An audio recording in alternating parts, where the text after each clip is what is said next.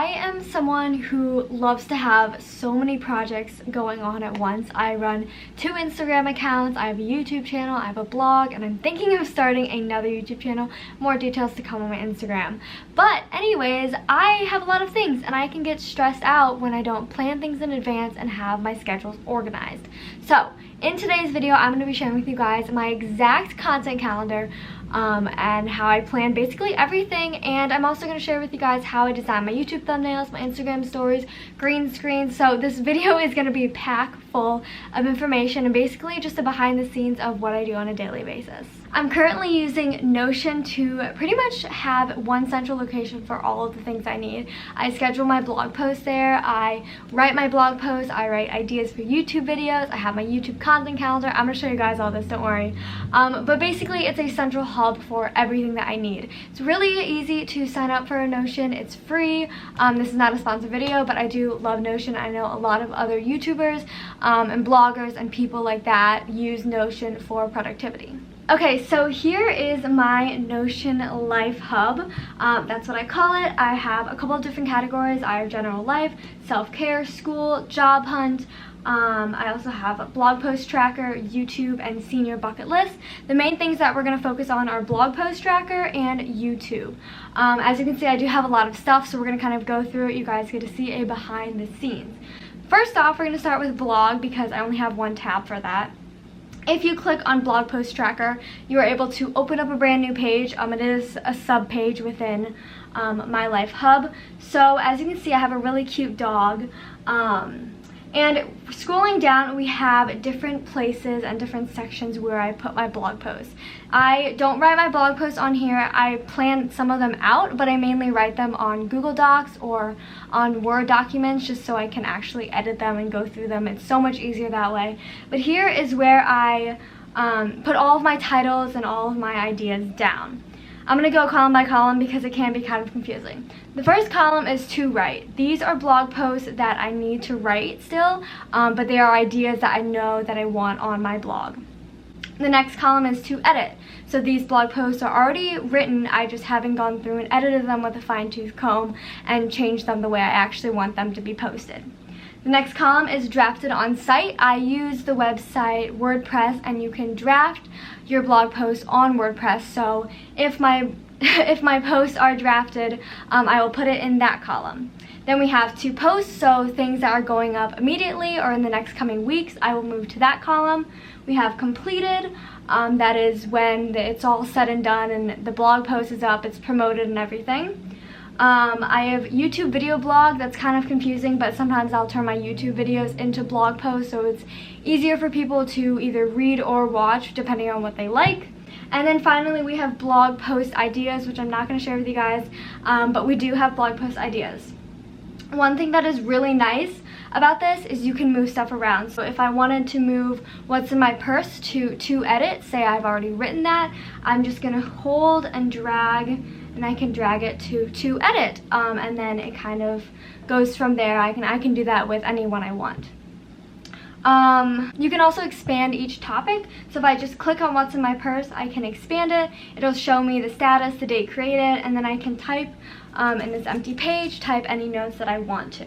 So that is basically my blog post tracker. I think it works really well for me because I know what needs to be edited, what needs to be written, what is completed, and stuff like that.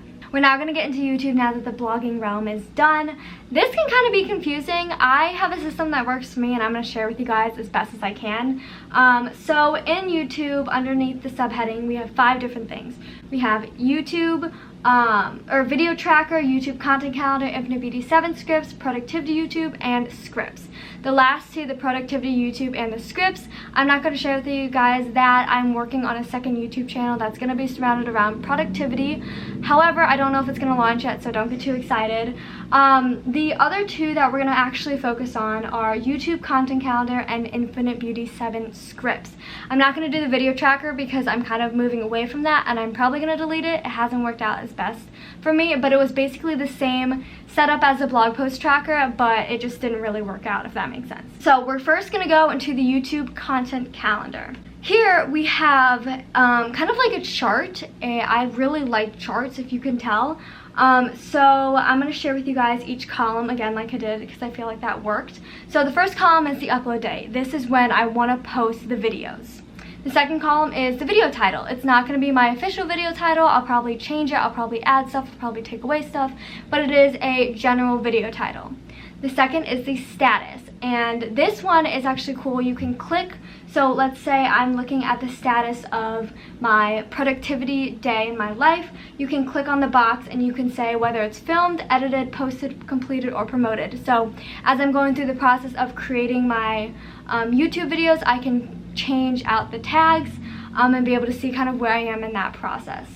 The next column is music used. So when I use music, I'm typically using music from Thematic, and that means that I am needing to post the links and give credit to the artist. So that's where I'm going to be putting all of my music used. And then we have scripts. I like to sometimes script out my videos. I don't really script them out too much because I don't want to sound like a robot. But that is where I will link my scripts to, and I'll show you guys the whole script page, don't worry. And then we have comments, just general comments. If I have ideas that pop in my head about the video, I will write them there. So that is my content calendar. I think it really works for me. It's easy to see when things need to be uploaded. The status is super easy because then I know kind of what needs to be done and what has already been done. Now we're going to go to the Infinite Beauty 7 scripts.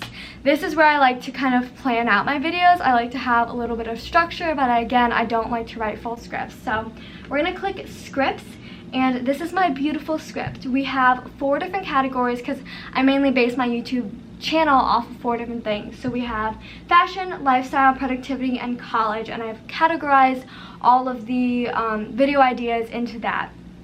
If you go into each one, let's say graduation photo shoot, get ready with me, you can see when I created it, and then you can see that I have a little intro section. Let's see if I can find. Okay, so let's go to how to be a morning person instead. So as you can see, I have an intro section, so I know I need an intro. Then I have my ideas and kind of the key points I want to hit, and then I'll add an outro section and make sure I have everything that I need, and then I will record the video. Outlining scripts like this is really, really helpful to me because 1, it saves time, 2, I know what I'm talking about, and 3, it just makes the video more engaging and more realistic. I don't think that was the word.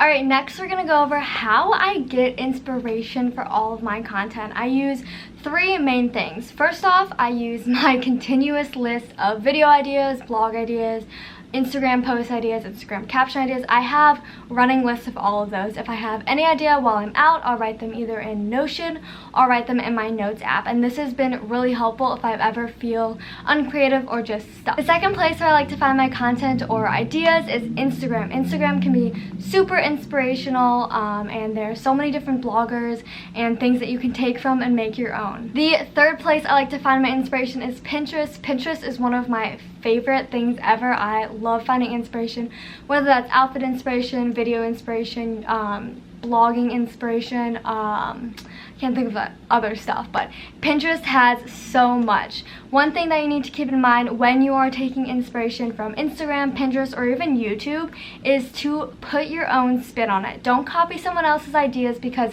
1, it's very obvious, 2, it's rude because they probably worked hard on it, and 3, I know you can do better and I know you can be creative. Getting inspiration is all about inspiring yourself to create something and put your own twist on it. It's not about copying someone else's work. I forgot that there's a 4th way I take inspiration from, and that is from things around me. I was looking at my notebook on my desk the other day and I found an idea to write a 15 journal ideas or journal things to keep for my blog. That is how I get ideas and inspiration. I just kind of use what's around me and turn it into something that can provide value to you guys. For editing photos, I love to use the app Lightroom. It's Lightroom Mobile, free on your phone. I'll link a few videos that I did about editing my Instagram photos, but Lightroom is super nice. Again, it's free and you can create your own presets, you can buy presets.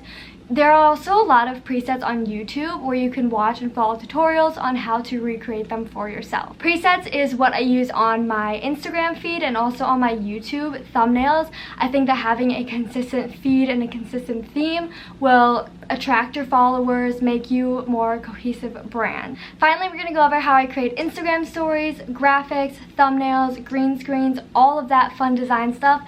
You guys probably know the answer, Canva. This is a great app if you're a beginner or if you're just doing something such as YouTube. Canva is free, or you can upgrade to Canva Pro, but it's really fun. They have a lot of dimensions, they have a lot of text options. You can really make stuff your own. So I like to use Canva to do all of my basic design. Alright, for fun, let's go ahead and create a YouTube thumbnail. And so we are going to go to Canva, log in if you want to, and create a new design. You can just type in YouTube dimensions and it will give you the exact dimensions you need for a thumbnail. Once you have the design, there are a ton of template options that you can use, but if you want to be creative, you don't have to use those options. You can kind of do whatever you want. I really just mess around on the website. There's elements, you can add collages, you can add text, you can add so many things. They also have stock photos. I recommend using your own photos because if there are thumbnails, you want them to represent the video that you're creating. But if you ever get stuck in a position where you need a certain picture and you haven't taken that one, you can use their photos.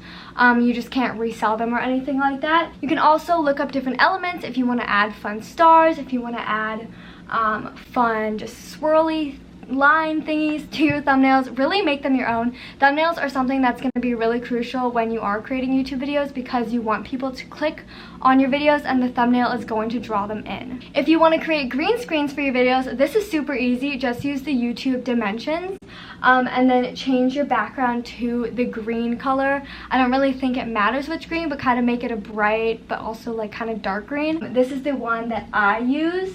Then you can add text, you can add elements, you can also animate your text and elements, which is super cool. You just go up to the top and hit animate, and then you can pick what kind of animation you want. I just think it's so cool, and it's really fun to do and kind of add your own twist during the videos to have fun pop-ups. And then you export that, put it into iMovie, and do it as a green screen overlay. Those are just fun and free ways to make your videos pop, make your Instagram stories pop, add green screens, add really cool thumbnails to your videos, and that's all using one app called Canva. So I hope you guys enjoyed how I plan my content and seeing behind the scenes of how I do basically everything and how I organize all of my content creation and come up with ideas. I hope you guys have a great day. If you have any questions, please let me know. I will link some videos that I've done in the past down below, such as thumbnail editing, which was an old video, but it's still useful. I also did Lightroom editing and iMovie editing. So if you guys want to check those out, I'll link them down below. Have a great day, and I'll see you later. Bye.